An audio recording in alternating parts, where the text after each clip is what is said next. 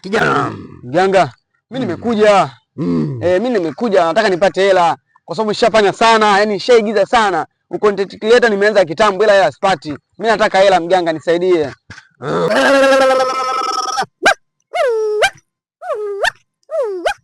Kijana hiyo imeisha.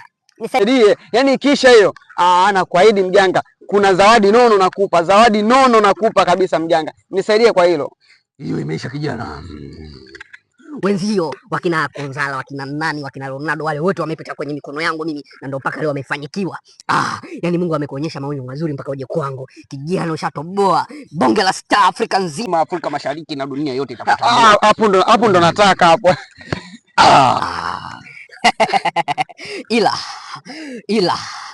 ili ufanikiwe vizuri, ili mafanikio yako yaende mbali, inatakiwa unafanya mapenzi na mama yako.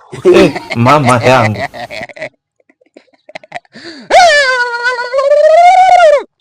Unajua mganga, kuna mganga nilimwendea akanipa ma condition kama hayo.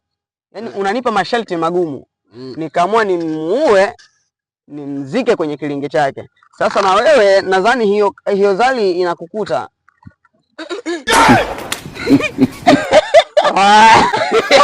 No. Niko nazo. Ulikuwaje kama mganga? Mwanangu maisha. Na wewe ilikuwaje mpaka ukawa content creator? Unajua mwana kipaji. Unakujua wangu tangia tupo shule mimi nilikuwa na kipaji cha kuchekesha. Ila shika kwanza bastola chini. Ala bastola pia. Kwa vipi mwanangu maisha lakini? Kama unavyoona. Mapasta leo tumekuwa waganga, tunatafuta riski mjini hapa. Vipi ni mwafu Fatuma mwanangu? Ilikuwa kwaje? Fatuma? Fatuma? Yaani kama hiyo ya Mbosso tu. Yaani mwisho darasa la 7 mpaka leo namtafuta. Ila unajua mwanangu mimi kitambo sana mambo kuigiza. Sema ngoja nichekeshe saa gani ninapopiga mwanangu. Watu waacheki. Watu waacheki. Ndio wanakuja kwangu. Nikupenda.